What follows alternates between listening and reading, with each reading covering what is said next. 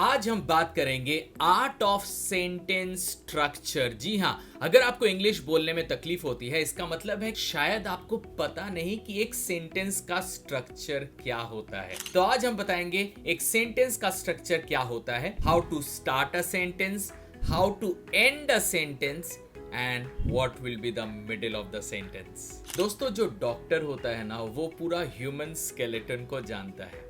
आप अगर इंग्लिश के डॉक्टर बनना चाहते हो, टीचर नहीं, एटलीस्ट इंग्लिश में आप प्रोफिशिएंसी हासिल करना चाहते हो, you should know the skeleton of English sentence. जी हाँ, एक इंग्लिश सेंटेंस का स्ट्रक्चर क्या होता है, चलिए बात करते हैं। The best part of English sentences, दुनिया में आप कोई भी इंग्लिश सेंटेंस देख लो, या तो वो सेंटेंस एक्शन डिनोटिंग होगा, या तो वो सेंटेंस एक्सप्रेशन डिनोटिंग होगा। एक्शन डिनोटिंग मतलब जिस सेंटेंस में कोई एक्शन हो। For example, I speak English, मैं इंग्लिश में बोलता हूं, this is an action, right? So this is action denoting sentence. But ये सेंटेंस आप देख लो, English is my favourite language. मैं कोई काम के बारे में बात नहीं कर रहा हूं। I am not talking about any action, I am talking about English क्या है मेरे लिए। I am expressing about English. चलिए एक नेक्स्ट सेंटेंस देखते हैं। I am singing a song, right? I am singing a song, I am doing something, it is action. अब ये सेंटेंस देखिए, I am a singer, it is expression denoting sentence. अगर मैं आपसे ये पूछूं कि आपको क्या लगता है, ये एक्शन डिनोटिंग और एक्सप्रेशन डिनोटिंग में कौन सा सेंटेंस ज्यादा यूज होता है कॉन्वर्सेशन में, लिखने के समय जब हम इंग्लिश बोलते हैं, कौन सा सेंटेंस ज्यादा यूज होता है, एक्शन और एक्सप्रेशन? बताइए बताइए बताइए। The right answer is 95% action sentence का यूज होता है। Can you believe this? 95%। तो आप सोच लो, इतना टेंशन नहीं लेने का। इंग्लिश में सिर्फ दो ही टाइप के सेंटेंस होते हैं, एक्शन डिनोटिंग एंड एक्सप्रेशन। और एक्सप्रेशन डिनोटिंग 5% होते हैं, बाकी होता है एक्शन डिनोटिंग। अच्छे से इस मैप को देखिए, एक्शन डिनोटिंग को दो हिस्से में बांटा गया है, कौन काम कर रहा है और वो क्या काम कर रहा है। चलिए एक सेंटेंस इसी के नीचे लिखते हैं। She is dancing well. Okay, so she is dancing well, action है कि एक्सप्रेशन है? एक्शन है, नो डाउट। अगर एक्शन है तो दो चीजें मिलेंगी, doer and what ever doer does. देखिए क्या है डूअर। डूअर कौन सा है? कौन सा है doer? Of course she is dancing well में कौन काम कर रहा है, कौन डांस कर रहा है? She is dancing, right? She is a doer. And she के बाद जितना भी सेंटेंस का पार्ट है, इज डांसिंग वेल, ये है व्हाट एवर डूअर डज। चलिए एक next sentence. My brother loves football. My brother loves football. Okay, ये एक्शन है कि एक्सप्रेशन है? लव्स फुटबॉल, फुटबॉल को प्यार करता है, करता है, करना, doer, action, action. This is an action denoting sentence. My brother loves football. अब एक्शन है तो डूअर कौन सा है? ब्रदर, माई और माई ब्रदर, कौन सा डूअर है? अगर आपको लग रहा है कि brother is doer, no, brother तो कोई भी ब्रदर हो सकता है। My brother loves football, मेरा भाई। My brother is a doer and loves football is whatever doer does. In action sentences, doer is the subject part. Doer जो होता है वही subject part होता है, समझ में आया? और predicate part क्या होता है? Of course, whatever doer does is a predicate part. So guys, हमें डूअर मिल गया, whatever doer does मिल गया, मतलब सब्जेक्ट पार्ट मिल गया और प्रेडिकेट पार्ट मिल गया। So guys, एक सेंटेंस में ना दो पार्ट होते हैं, subject and predicate. Now subject part is divided into two parts.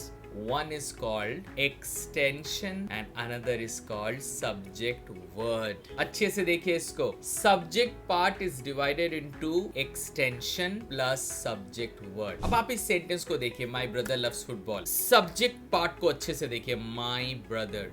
इसमें से एक्सटेंशन कौन सा है, इसमें से सब्जेक्ट वर्ड कौन सा है? हमेशा दिमाग में रखिएगा, जो सबसे इंपॉर्टेंट वर्ड होगा वो सब्जेक्ट वर्ड होगा। तो माई ब्रदर, इसमें सबसे इंपॉर्टेंट कौन सा है? My loves football, brother loves football, brother. Brother is more important. Yes, brother is more important. So brother is subject word and my उससे पहले जो है my, that is extension. अब चलते हैं predicate part में. So loves football, ठीक है, that is predicate part.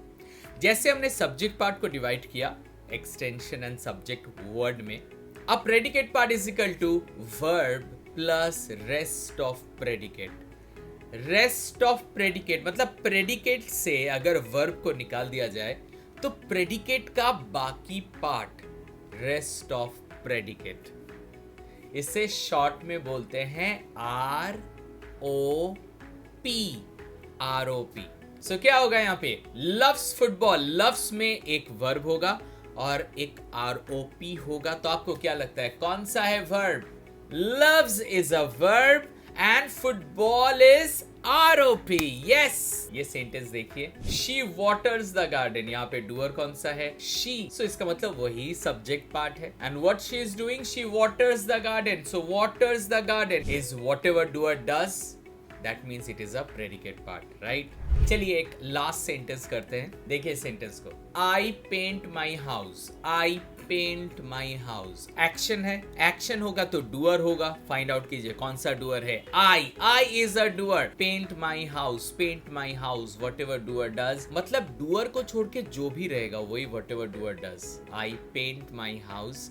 Paint my house is whatever doer does. और हमें पता है कि doer को subject part कहते हैं और whatever doer does को predicate part कहते हैं. तो I is a subject part, right? And whatever doer does, paint my house, it is predicate part. Paint my house. So paint my house is a predicate part. मतलब verb plus ROP. Paint my house. Paint is a verb. My house is ROP, that is rest of predicate. ये पूरे sequence में अच्छे से देखिए. Extension, subject word, verb, ROP. ये चारों में से हो सकता है कि एक्सटेंशन ना हो but subject word will be there. ऐसा भी हो सकता है कि ROP ना हो but verb will be definitely there. मैं सच में चाहता हूं कि आप एक नीचे कमेंट सेक्शन में एक ऐसा सेंटेंस लिखें. Please listen to me. एक ऐसा सेंटेंस लिखें जिसमें सब्जेक्ट वर्ड हो एंड वर्ब हो और कुछ ना हो, ना ROP हो, ना एक्सटेंशन हो, कुछ नहीं हो. नीचे कमेंट्स में लिखिए, मैं चेक करूंगा इसको. और हाँ, इस चैनल में अगर नए हो तो क्या करना है, चैनल को सब्सक्राइब करना है और हाँ, बेल आइकन को दबाना है ताकि आपको अलर्ट एकदम टाइमली मिल पाए, राइट? और एक बात है, हम इंस्टाग्राम में बहुत छोटे छोटे एक्साइटिंग एंड क्यूट वीडियोस बनाते हैं. जरूर हमें फॉलो कीजिए इंस्टाग्राम पे, स्पीक विद सुभाष. दोस्तों, आपको पता होगा कि टेंस बहुत इंपॉर्टेंट होता है इंग्लिश में. English tense, right? तो क्या आपको इंग्लिश टेंस आती है? अगर आती है तो अच्छी बात है. अगर नहीं आती या तो आपको इसमें और ज्यादा अच्छा करना है तो ये वीडियो को अभी जाइए, अभी देखिए इस वीडियो को टेंस के ऊपर.